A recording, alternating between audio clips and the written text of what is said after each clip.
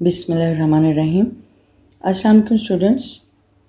आज हम paragraph number 13 से पैराग्राफ नंबर 16 तक ट्रांसलेशन और उसकी वर्स मीनिंग देखेंगे। Unit number 7 which is a story and is the title of the lesson is The Wise Old Women. Here's the paragraph number 13. Let's start. Once more, एक दफ़ा फिर The Lord commanded का मतलब होता है तारीफ़ करना, सताइश करना, सराहना। एक दफ़ा फिर जागीरदार ने तारीफ़ की द यंग फार्मर नौजवान किसान की एंड रिवार्ड हिम और उसे इनाम दिया with many PCs of gold बहुत से सोने के बहुत से टुकड़ों के साथ। यानी एक दफ़ा फिर जागीरदार ने नौजवान किसान की तारीफ़ की और उसे बहुत से सोने के सिक्के इनाम के तौर पर सोने के टुकड़े इनाम के तौर पर दिए। नेक्स्ट सेंटेंस है you are a brilliant man. आप एक शानदार आदमी हैं, कमाल के आदमी हैं। And you have saved our village again और आपने हमारे गांव को दोबारा बचाया है। ही सेड ग्रेटफुली उसने एहसानमंदी से कहा, शुक्रगुजारी से कहा। यानी जो जागीरदार था वो बात कर रहा है, वो उसने एहसानमंदी से कहा, शुक्रगुजारी से कहा कि आप एक कमाल के बंदे हैं, शानदार बंदे हैं जिसने हमारे गांव को दोबारा बचाया है। But the lord's troubles were not over even then. लेकिन जागीरदार की मुश्किलात अभी ख़त्म नहीं हुई थी। क्योंकि अ फ्यू डेज़ लेटर चंद दिनों के बाद लॉर्ड हीगा सेंट अनदर डिमांड। लॉर्ड जागीरदार हीगा ने एक और यानी दूसरा मुतालबा भेजा। दिस टाइम इस दफ़ा यू विल अनडाउटेडली आप बिलाशुबा बेशक यानी बगैर किसी शक के नाकाम होंगे, यानी आप यकीनन फेल होंगे, नाकाम होंगे। एंड देन और फिर I shall make your village mine और फिर मैं आपका गांव अपना बना लूँगा। ठीक है, वो क्या कह रहा है? ही थ्रेटन्ड उसने धमकी दी। यानी जागीरदार जो हीगा है उसने धमकी दी कि इस दफ़ा आप यकीनन नाकाम होंगे और मैं आपके गांव को अपना बना लूँगा, यानी कि आपके गांव पर हमला करके इसे मैं अपना गांव बना लूँगा। ब्रिंग मी अ ड्रम मुझे एक ड्रम दे दें, यानी एक ड्रम चाहिए दैट मेक साउंड्स जो कि आवाज़ दे विदाउट बीइंग बीटन बगैर बजाए। Beaten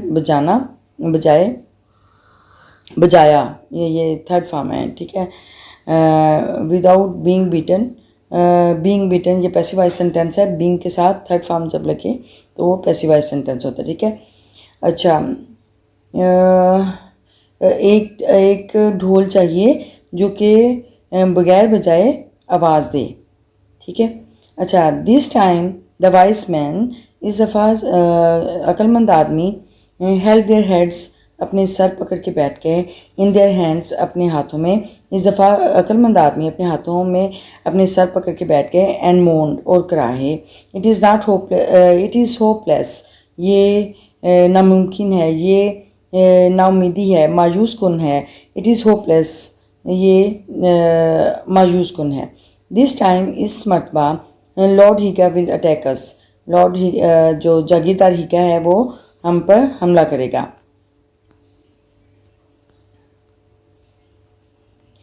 The young farmer hurried home breathlessly का मतलब होता है यानी बगैर सांस रोके हुए। hurried जल्दी से, नौजवान किसान जल्दी से बगैर सांस लिए या सांस रोके वो घर की तरफ भागा। मदर माँ we must solve another terrible problem और lord Higa will conquer our village. We must solve another terrible problem हमें एक दूसरा मुश्किल मसला लाजमी हल करना है। और lord Higa will conquer our village, या फिर हम जो जागीरदार हीगा है वो हमारे गांव पर कब्जा कर लेगा।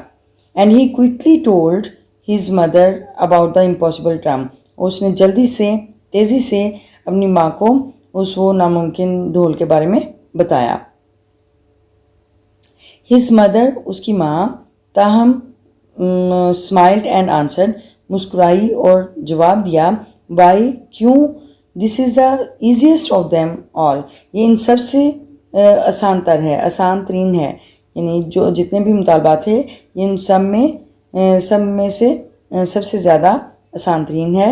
मेक अ ड्रम, एक ढोल बनाओ, विद साइड्स ऑफ पेपर, जिसके अतराफ़ जो हैं साइड्स, जो जिसकी साइड्स अतराफ़ वो पेपर यानी कागज़ की हों, and put a bumble be inside, और उसके अंदर एक शहद की बड़ी मक्खी रख दो, यानी उस कागज़ के बने ढोल की उसके अंदर एक मक्खी रख दो। As it tries to escape, जैसे ही वो अपना यानी अपने बचाव के लिए कोशिश करेगी, एस्केप का मतलब होता है बचाना। अच्छा, इट विल बज़, ये भिन बनाएगी, यानी कि ये अपने परों को हरकत देगी, भिन बनाएगी। And beat itself against the paper, और बीट टकराएगी, इट सेल्फ अपने आप को, अगेंस्ट द पेपर के खिलाफ, यानी कि पेपर के साथ टकराएगी। And you will have a drum, और आपके पास एक ढोल होगा, दैट मेक्स साउंड, जो कि आवाज़ देगा, विदाउट बीइंग बीटन, बगैर बजाए, यानी जब मक्खी कागज़ के साथ टकराएगी तो वो आपके पास एक ऐसा ढोल होगा जो कि बगैर बजाए आवाज़ पैदा कर रहा होगा, यानी बगैर बजाए उसमें से आवाज़ आ रही होगी। The next paragraph is the young farmer was amazed, नौजवान किसान हैरान था, एट हिज मदर्स विजडम, अपनी माँ की अक्लमंदी पर, दानिशमंदी पर, जहानत पर, यानी नौजवान किसान अपने माँ की जहानत पर हैरत ज़दा था या बहुत हैरान था। यू आर फार वाइजर, आप कहीं ज़्यादा अक्लमंद हैं, than any of the wise man, दूसरे अक्लमंद आदमियों में से, इन दिस विलेज, जो कि इस गांव में हैं, यानी आप इस गांव में अक्लमंद आदमियों में से सबसे ज़्यादा अक्लमंद हैं। ही सेड, उसने कहा, and he hurried to tell the young lord, और वो जल्दी से नौजवान जागीरदार को बताने के लिए भागा। हाउ टू मीट लॉर्ड हीगाज थर्ड डिमांड, कि कैसे जागीरदार हीगा की तीसरे मुतालबे को पूरा करना है।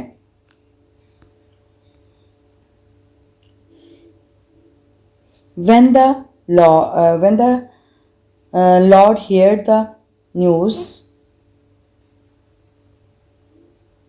answer, when the Lord heard the answer, जब जागीरदार ने जवाब सुना, he was greatly impressed, तो वो बहुत ज़्यादा मुतासिर हुआ, यानी जब उसने नौजवान किसान से उसका जवाब सुना तो वो बहुत ज़्यादा मुतासिर हुआ। श्योरली, यकीनन, a young man like you, एक नौजवान आदमी जैसे कि तुम, you can not be wiser, आप अक्लमंद नहीं हो सकते, then all my wise man, मेरे सब अक्लमंद आदमियों में से आप ज़्यादा अक्लमंद नहीं हो सकते। ही सेड, उसने कहा, टेल मी ऑनेस्टली, मुझे ईमानदारी से बताओ, हु हैज़ हेल्प यू, कि किसने आपकी मदद की है। Solve all these difficult problems, ये सारे जो मुश्किल मसाइल थे उनको हल करने में किसने आपकी मदद की है। The young farmer could not lie, नौजवान किसान झूठ नहीं बोल सकता था, वो झूठ ना बोल सका। माई लॉर्ड, मेरे आका, ही बिगेन स्लोली, वो आहिस्तगी से गोया हुआ, उसने आहिस्तगी से बताना शुरू किया। फॉर द पास्ट 2 years, गुज़श्ता 2 सालों से, I have broken the law of the land, मैं इस ज़मीन का कानून तोड़ रहा हूँ, या इस मुल्क का कानून तोड़ रहा हूँ। I have kept my aged mother, मैं अपने यानी बूढ़ी औरत को रख चुका हूँ, या मैंने बूढ़ी औरत को रखा है। हिडन बीनीथ द फ्लोर, छुपा के फर्श के नीचे छुपा के रखा है। और माई हाउस, अपने घर के, यानी मैंने अपनी माँ को अपने घर के फर्श के नीचे छुपा के रखा है। And it is she who solve each one of your problems. और ये वो थी, ये मदर की बात कर रही है कि ये वो थी जिसने तुम्हारे ये सब मसाइल को हल किया। एंड सेव द विलेज, और गांव को बचाया, फ्रॉम लॉर्ड हीगा, जागीरदार हीगा से। और उसने जागीरदार हीगा से गांव को बचाया है उसके, और तुम्हारे सब मसाइल को हल किया है। I have been very wrong, मैं बहुत गलत मैं बहुत गलत रहा हूँ। ही सेड फाइनली, उसने आखिरकार उसने कहा मैं बहुत गलत रहा हूँ, मैंने बहुत गलत काम किया है। एंड आई मस्ट आस्क, और मुझे ज़रूर पूछना चाहिए, मुझे ज़रूर कहना चाहिए, द फॉरगिवनेस, माफ़ी मांगनी चाहिए, ऑफ योर मदर, आपकी माँ से, and all of my people, और मेरे अपने सब लोगों से और तुम्हारी माँ से मुझे लाजमी माफ़ी मांगनी चाहिए। नेवर कभी नहीं, अगेन दोबारा, विल आई डिमांड, मैं दोबारा कभी ऐसा मुतालबा नहीं करूँगा, दैट द ओल्ड पीपल, के बूढ़े लोग, ऑफ आवर विलेज, हमारे गांव के, be sent to the mountains, कि वो पहाड़ों पर भेजे जाएं, टू डाई, मरने के लिए। मैं कभी ऐसा मुतालबा दोबारा नहीं करूँगा कि जो गांव के बूढ़े लोग हैं उन्हें पहाड़ों पर मरने के लिए भेज दिया जाए। रादर, बल्कि, दे विल बी ट्रीटेड, उनसे सलूक किया जाएगा, या with the respect and honour, इज़्ज़त और एहतराम के साथ उनके साथ सलूक किया जाएगा, इज़्ज़त और एहतराम का सलूक किया जाएगा। दे डिज़र्व, जो कि जिसके को वो मुस्तहिक हैं। एंड शेयर विद अस, और हमारे साथ वो बांटें, the wisdom of their years, अपने सालों का तजर्बा या अपने सालों की दानिशमंदी हमारे साथ बांटें। ओके, अच्छा, पैराग्राफ नंबर 13 से पैराग्राफ नंबर 16 हमने ये रीडिंग ट्रांसलेशन हमने की है, और अब हम इसके डिफ़िकल्ट फर्स्ट मीनिंग्स देखते हैं। Let's start. Here are difficult first meanings. First word is related to paragraph number 13 to paragraph number 16. First word is commended. Commended mean तारीफ की।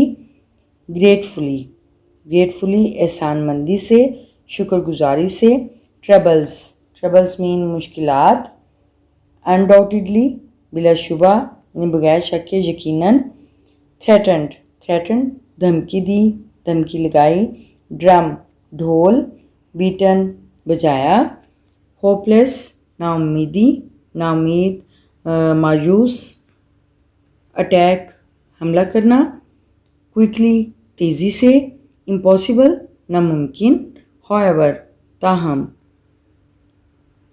ईजीएस्ट, सबसे आसान तरीन। बम्बल बी, शहद की बड़ी मक्खी। एस्केप, बचाओ, बचाना। बज़, बज़ साउंड लाइक, भिन भिनाना, यानी अपने पैरों को मुसलसल हरकत देना, भिन भिनाना। बीट, ज़रब लगाना, मारना, टकराना। अमेज्ड, हैरान हुआ। हरीड, जल्दी। इम्प्रेस्ड, मुतासिर कुन।